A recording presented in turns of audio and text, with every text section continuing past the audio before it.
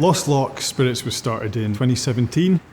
I was originally making a drink called Harouche in my garden shed, and I realised there was a bit of a market for craft drinks, so I got my business partner, Rich Pierce, and we decided to start a small distillery.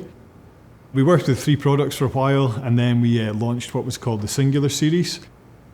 When all this was going on, we did start producing for a couple of local brands. We then kind of embraced the contract side of distilling, and now we've got about 26 brands we're working with.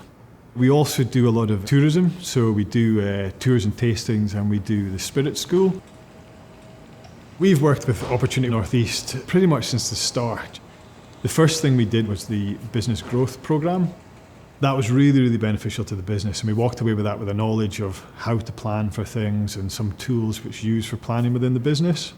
The second one we did was the Game Changer for Tourism course, which was run by Visit Aberdeenshire and Opportunity Northeast together. We weren't from a tourism background in the slightest, so the introduction to tourism really gave us a good standing of what we should be doing, who we should be speaking to, gave us the contacts we needed to be speaking to. And I think it also taught us very quickly that it was a part of the business we needed to outsource. So since then, we've kind of brought somebody in to run and manage that part of the business. The next program we did was the NPD, so New Product Development. With the products we'd created, we very much put them to taste testing and got very good feedback. But we didn't generally get that feedback regarding, design, the labelling, just the general brand of the products. NPD taught us what we should have done.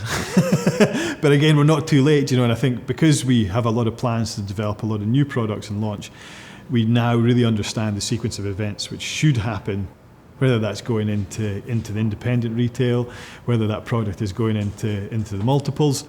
It's the steps that need to be taken to make sure that product will basically fly off the shelves.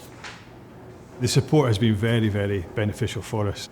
I think because one is full of very successful business people themselves, they're able to share that experiences with all business to really help. I've got friends who have businesses in other locations.